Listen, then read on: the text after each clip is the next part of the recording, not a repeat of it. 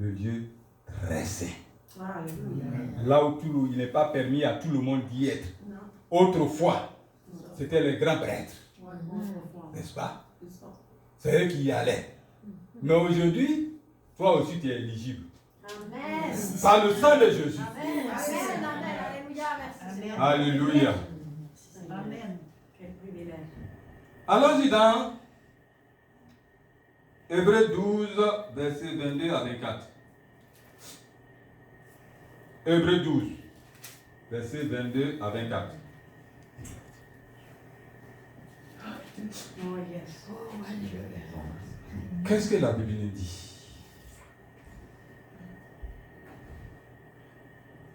Au contraire, vous vous êtes approchés du mont Sion, de la cité du Dieu vivant, la Jérusalem céleste et ses dizaines de milliers d'anges, en fait de l'assemblée des premiers-nés inscrits dans le ciel. Alléluia. Vous vous êtes approchés de Dieu qui est le juge de tous les esprits des justes parvenus à la perfection de Jésus-Christ qui est le médiateur d'une alliance nouvelle et du sang purificateur porteur d'un meilleur message que celui d'Abel. Que celui d'Abel. Souvenez-vous de l'histoire d'Abel. Oui.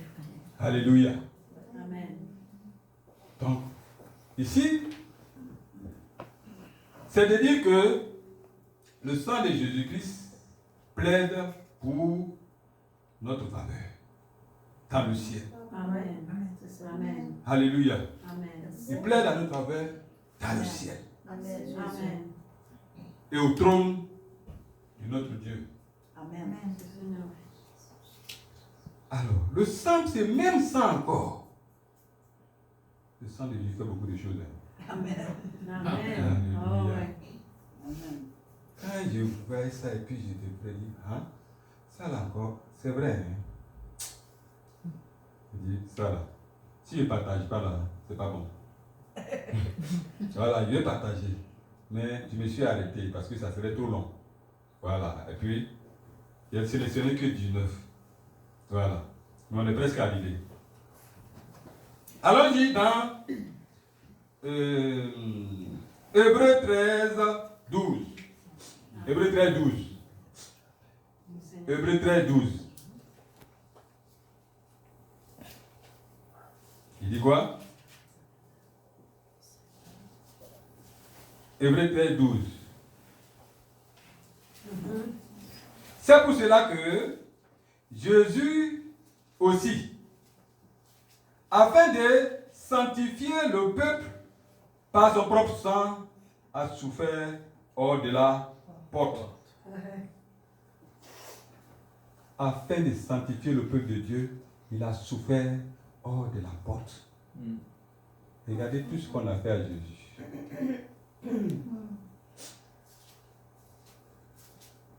L'enfant unique de notre Dieu, qu'il a dépêché sur terre pour qu'il nous instruise la manière dont nous devons nous comporter, pour nous venir donner nous l'exemple. Parce que quand que Dieu parle, on dit où est Dieu? Dieu est esprit, on ne le voit pas. Les gens ne croient pas. C'est ainsi que quand même les prophètes parlaient, les rois mettaient leur tête à mort. Oui. Il dit, où est ton Dieu? Ton Dieu dont tu parles là, il est où?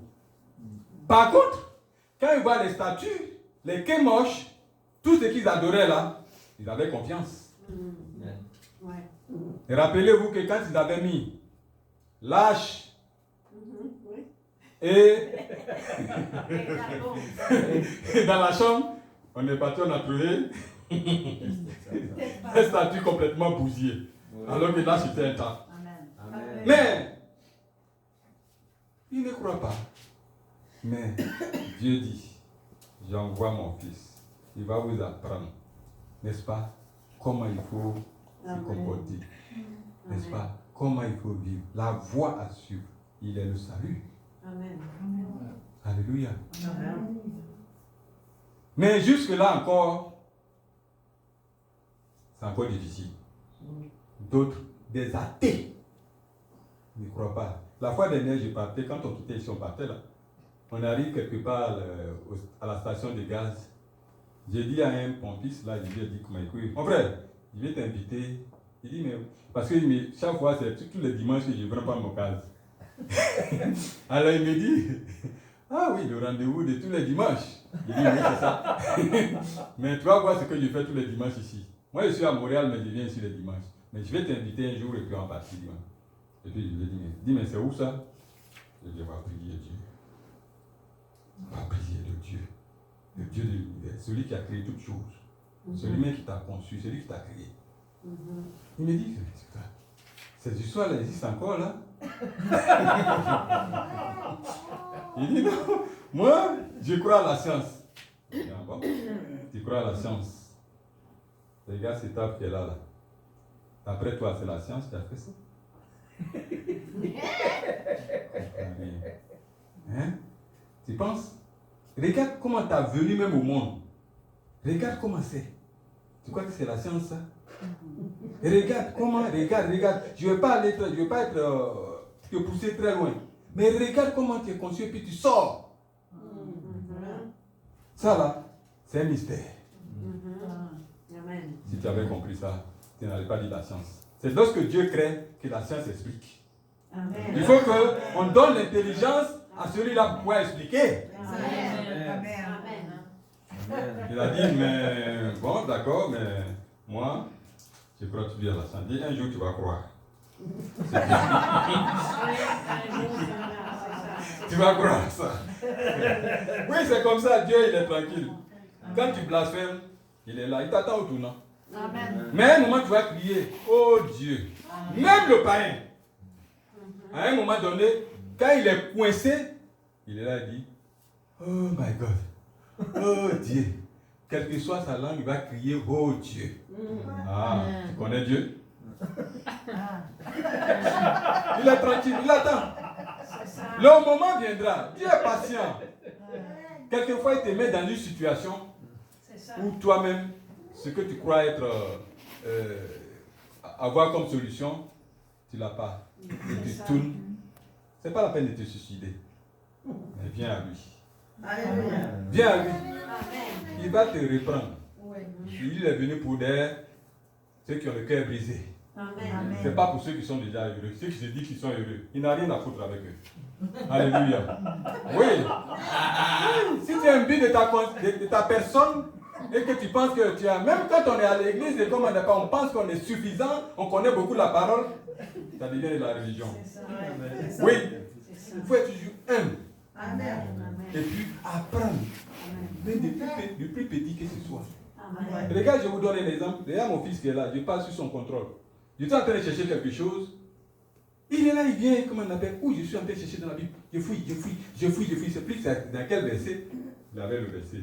On avait parlé de ça. Il avait le verset. Et puis moi, il vient, il me taquine. Il vient, papa. Il dit, Max, c'est bon. Je suis en train de chercher quelque chose. Laisse-moi tranquille. Oh, ce que je suis en train de chercher là, il avait ça. Amen. C'est ça, le Seigneur parle. Dieu parle, il m'a dit de l'eau. Alléluia. Vous comprenez ça? Voilà. Donc à un moment donné, c'est comme ça. C'est comme ça que Dieu parle. Alléluia. Alors, le sang de Jésus, n'est-ce pas? Ah, je t'aime, papa. Nous rendons capables de toute bonne œuvre. C'est ce qu'on a dit tantôt. C'est ça? Oui. Alors, voilà le verset qui en parle. En tout cas, moi, c'est ce que j'ai trouvé.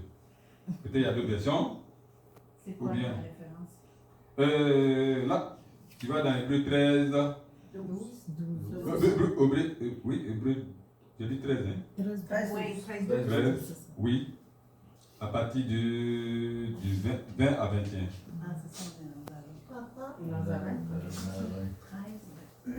13, à partir du verset 20 à 21. Il dit quoi? Ma partenaire, vas-y. Que le Dieu de paix Que le Dieu de paix qui a ramené d'entre les morts le grand pasteur des brebis par le sang d'une alliance éternelle, Alléluia. notre Seigneur Jésus, Notre Seigneur Jésus vous nous rend capables de toute bonne œuvre œuvre pour pour. l'accomplissement de sa volonté Alléluia. et fasse en vous ce qui lui est agréable par Jésus-Christ, auquel soit la gloire au siècle des siècles. Amen. Amen. C'était là le titre de mon message. C'est là que j'ai tiré le titre de mon message. Alléluia. C'est là que j'ai tiré le titre de mon message. J'ai dit oui, c'est ça. Vous faites la volonté de Dieu. Bien aimé. On va arriver, on a presque fini, n'est-ce pas? Mon frère, on a prié ça ce matin. Amen. Alléluia. Le Seigneur confirme. C'est ma partenaire. Alléluia. Le sang de Jésus-Christ nous purifie donc de tout péché. Amen. La parole. Alors, La parole. on peut voir ça dans 1 Jean 1 à partir du verset 7. Verset 7, on l'avait lu.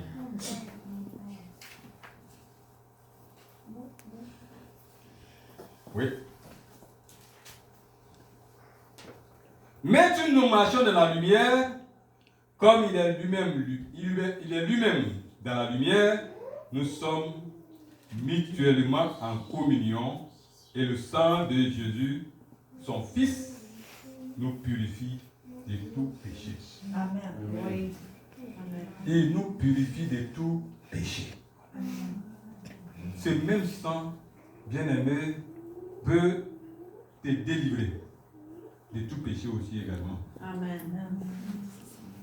Ça, on peut aller dans Apocalypse 1 à partir du verset 5 à 6. On a presque fini. On a presque fini. C'est un enseignement. Voilà. Tu vois, c'est pour cela que je suis obligé d'aller, n'est-ce pas, point par point, pour expliquer ce que, voilà, tout ce que je dis. Voilà. Parce que je ne viens pas pour raconter, n'est-ce pas, les connaissances ou quoi. Non, non, non, non, non. C'est dans la parole. Amen. Que ce soit étayé par la parole. Amen. Et quand vous allez écouter ça, n'est-ce pas, même avec les références que j'ai produits, n'est-ce pas, alors vous pouvez vous-même faire votre propre appréciation. Que Dieu vous bénisse. Alléluia. Alors donc, Amen. Apocalypse combien? 1, 1, 5 à 6. Qu'est-ce que ça dit? À celui qui nous aime, qui nous a délivrés de nos péchés par son sang, Oui. et qui a fait de nous un royaume, n'est-ce pas, des sacrificateurs pour Dieu, son Père. À lui soit la gloire et la puissance au siècle des siècles. Amen. Mmh. Amen. On a parlé des sacrificateurs ici. Oui. Oui. Amen. Ce même sang, bien aimé, n'est-ce pas, qui fait quoi? Nous exempte. Le sang de Jésus-Christ nous exempte. Il va nous exempter de beaucoup de choses. Amen. Regardons dans Exode 12, 13.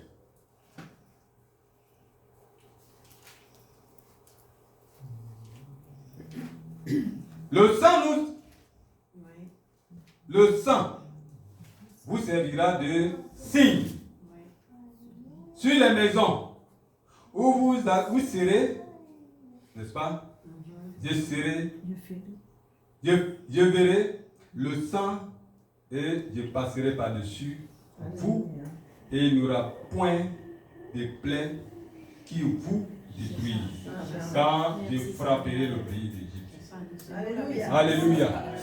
Mais là, la précision c'est que comme on appelle, c'était le sang des animaux, ce n'est pas le sang de Jésus-Christ.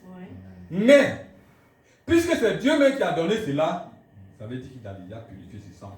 Amen. Il a donné une option spéciale pour que ce sang-là puisse agir.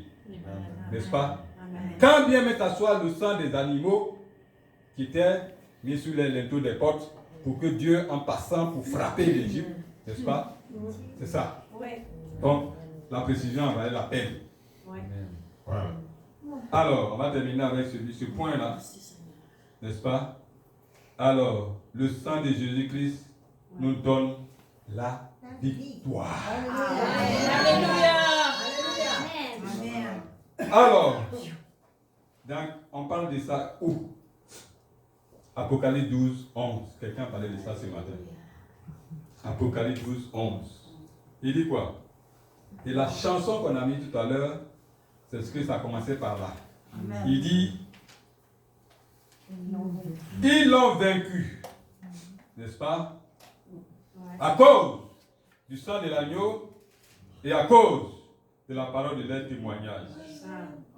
Et ils n'ont point aimé leur vie jusqu'à craindre la mort. C'est ça. Si maman nous parle de témoignage ici, là, voilà. Ils l'ont vaincu à cause du sang de l'agneau, mais aussi à cause de la parole de leur témoignage. Amen. À cette chaîne, j'ai toujours dit que, comme on appelle le témoignage, notre témoignage, là, ça édifie. Amen. Regarde, quand tu témoignes et que quelqu'un vit ce même problème-là, il est là, il dit quoi? Hein? Il a fait ça pour toi, donc il peut faire aussi pour moi. Amen. Ça booste sa foi. Amen. Donc, il ne sera pas seul en train de penser, parce qu'il se dit, c'est ce même Dieu-là qui a fait pour lui, il peut aussi faire pour moi. Amen. Alléluia. Bien-aimés, voilà un peu quelques points par rapport au sang de Jésus-Christ que j'ai bien voulu partager avec vous. Ce n'est pas une prédication, c'est un enseignement que j'ai voulu donner. Alléluia. C'est pourquoi je suis allé dans le détail avec des références précises. Pour que ce qu'on dit là, n'est-ce pas, soit vraiment une référence où on pourrait aller chercher. Amen. Merci Seigneur. Alléluia. Alors, la parole de Dieu dit ceci, que tout à l'heure on a vu, ça dit que celui qui mange mon sang, n'est-ce pas, ma chair, et qui boit mon sang, demeure à moi. Amen. Demeurez en Jésus-Christ. Amen. Amen. Paul nous dit quoi? Que si je vis, ce n'est pas moi qui vis, mais c'est Christ qui vit en moi. Amen. Parce que ton corps est le temple du Saint-Esprit. C'est pourquoi le Saint-Esprit peut vivre en toi. Amen. À partir de cette prédication, je vais te demander de faire une place au Saint-Esprit dans ton corps. Afin qu'il puisse vivre en toi. Afin que ce que tu feras, ce ne serait pas des œuvres mortes, mais c'est ça, Christ qui vit en toi, qui agit en toi, qui fait tout avec toi. C'est ainsi que tu seras dans la vérité, parce que ce qui vit en toi est la vérité. C'est le consolateur. Amen. Alléluia. Ainsi, bien-aimé, tu pourras être racheté, tu pourras être délivré de tes péchés, Amen. tu seras sanctifié, justifié, tu seras purifié, tu seras réconcilié avec Dieu et tu seras mis à part, tu n'auras pas la colère de Dieu sur toi. Amen. Parce que tu obéis. Tu es dans la droite ligne.